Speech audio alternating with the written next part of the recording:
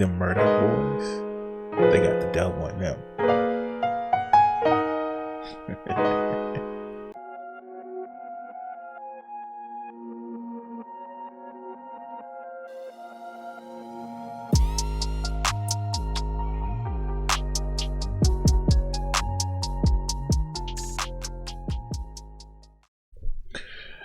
What's up, everybody? We are back here. This is your guy Crimson 60620, and we are doing another review.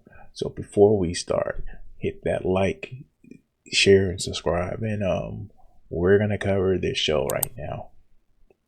So I waited a couple of days before I watched episode 2 of Daredevil, even though it came out with episode 1, and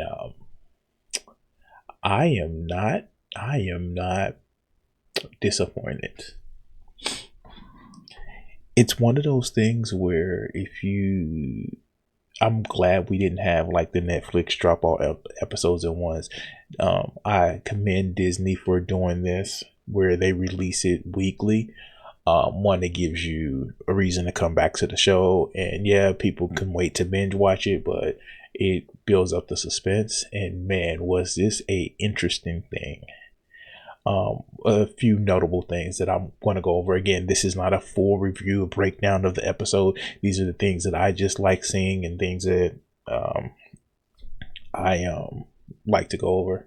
So I guess it was a little bit of a time skip where Fisk is now Mayor Fisk.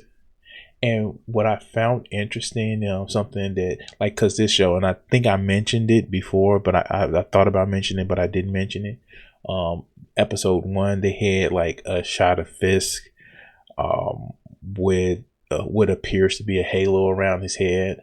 But this one, like, the things that you pay attention to is like stuff that you can actually go back and rewatch and like, oh yeah, okay. When it opened up, you can actually see him, quote unquote, tapping on the desk. But I'm wondering, like, if you catch it, who was he smacking around? Was he smacking around Vanessa? Because man, he had bruises. He had, like, I don't know if he was hitting the wall or something like that. I wouldn't put it past him to hit a wall, because they're like, Wilson Fisk, and he loves his wife Vanessa, but his hands were bruised. And what was interesting enough, just like I like his interaction with the commissioner. Like, he's like, oh, you're just a big kid that wants to be loved. And he's like, yeah, but he's a crime lord. I like, you don't get it. Like, you don't, if anything about Wilson Fisk being in comic books, I don't know about the ultimate comic book that just came out, but 616 Fisk, and even in this, they care about New York. They may be authoritarian about it, but they care about New York. Even in like the video games like Spider-Man, Marvel Spider-Man, oh, he cares about New York. He cares about keeping the peace. He wants his power, but like, you need Fisk in the city for a lot of times. And unless you just like, yeah, no, you need Fisk in the city, because he has rules, but rules for thee, not for he. But yeah, no, people don't understand. This is what I want. This is like the old Daredevil series. Yes, Fisk was complicated. It was a little bit more of the mob boss, but you can see that his, want to be a little bit better was there. And now it's just like mob boss plus like, hey, I think I'm doing good. Like, you get this whole yeah, like I'm gonna go out and fix a hole in the street. Yeah. People underestimate Fisk because, like, the 90s cartoons, and even in the 90s cartoon, he was actually menacing. He wasn't, as prolific as a character as D'Onofrio makes him. But yeah, no, he, like, Fisk, he controls a lot. And the adaptation in the comic books, or I guess source material in the comic books in this adaptation, lets you know how Fisk is scary. And that is almost as scary as Matt Murdock trying to lead a normal life. Yeah. That barely contained rage, that barely contained like, hey, I'm gonna do things this right. That yeah, no, yeah. Ooh. That last scene was just he told him you didn't want to do this, and the devil came out. And I actually like the kind of inclusion of like, we see certain things like one of the police captain on, like, I know this is gonna make some people mad. So the whole one of the crooked cops had the Punisher tattoo, and I'm thinking like, a Punisher is not going like this. You killing people who haven't did anything in his name. The Punisher is not going like this. And I know like the guy who plays the Punisher is like real cool with the police, but I think in the last series it has been very well established that the Punisher doesn't like crooked cops. He'll help people like when he's in, even if they are cops, but he doesn't like crooked cops. He doesn't like crooked cops. He doesn't like crooked cops. And it's just like, if they're keeping up with the writing that they had before, like don't get me wrong, the Defender series wasn't as bad as the first season of Iron Fist. And the second season was kind of okay. But yeah, no, ooh, yeah, this is back to the taking it serious without making it emo. That's what I like about this series. Like, one, man, just, I'm rambling. I know these are rambling rants.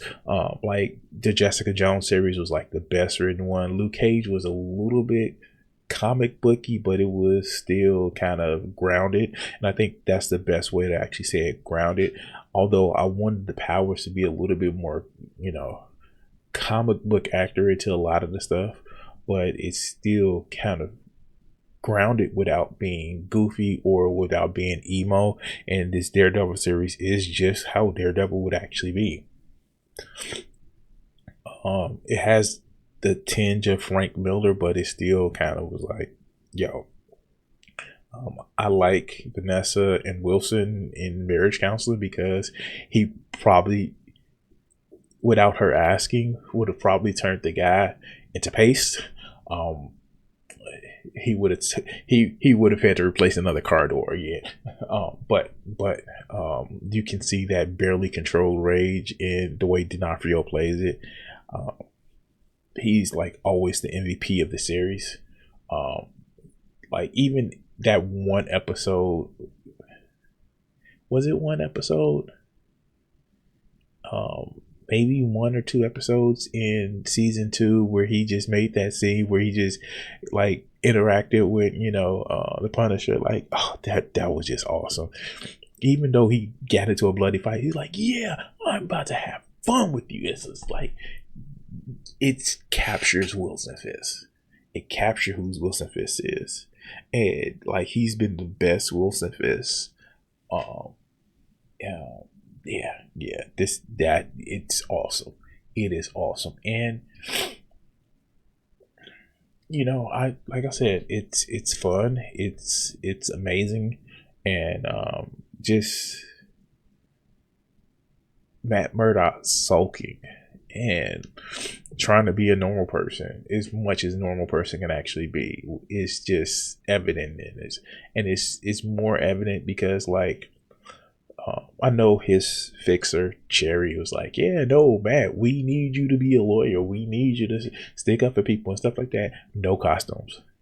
And I know I didn't mention this in the first episode, but Karen is like like, dog, like, you would think her, like, I know in this iteration of Karen Page. She's actually been like, no, we need you to go out there. And like with the Punisher, she like the same thing, like, yeah, we need the Punisher. And I'm sure other people, she'd be like, yo, we need you to handle this. And with this one, she like, you can't just stop, like, stuff is out there, you need to protect people. And I guess because she was like the participant, recipient of his protection. But you know, you would think like somebody like that be like, yo, we need you to stop. But no, she was like, no, we need you to go. And like, yeah, no, this is gonna be interesting, to say the least. This is gonna be interesting, and I can't wait for the other episodes. I think they're going to be 8 episodes, and I still gotta catch up with Loki season 2. I didn't watch that, but this is one of those series where it's just like, especially like the inclusion of the White Tiger. It was interesting, to say the least. And I know they mentioned the guy in a spider costume. Yeah, I know. So it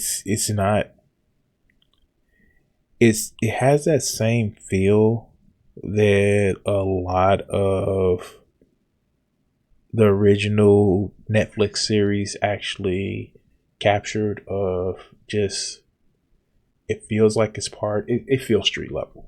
To be honest, it just feels street level. And that's awesome. But anyway, I've rambled on long enough. And again, these are not reviews to actually talk about how the story itself is, because if you want to know the story, this is not a react channel. I mean, well, yeah, you know what I mean. This is not a react while watching it channel. Even though I've done it on this channel before, but go watch it. I know people get upset, and I'm big one of those people who don't like corporations taking over. But go to Disney Plus and watch it. Don't pirate it. It's stupid to say that. It's stupid to want to enjoy something but want to get it for free. It's dumb. And I'm gonna make a response video to something like that. I get it. Corporations are bad. Big lefty here. But artists, actors, you know, set designers, they still, that's how they're, you know, paid. I get corporations take a lot of money, and as an independent artist myself, I don't like the power that corporations have. But when somebody is doing a good job, they still deserve recognition. So go watch it.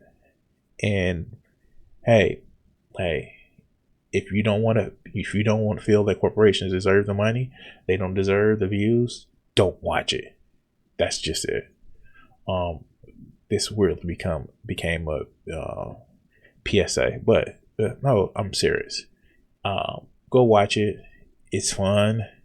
Yeah, and thank you for watching this review, and peace. I want to say thank you to all my Patreon supporters and my Twitch subscribers. Join the Guardians, become a member, or become a subscriber on YouTube, Patreon, and help support the channel. Thank you for watching this video, and the next one should be popping up on your screen. Subscribe, and if you haven't checked it out and want to help out the channel, check out my Patreon. Thanks.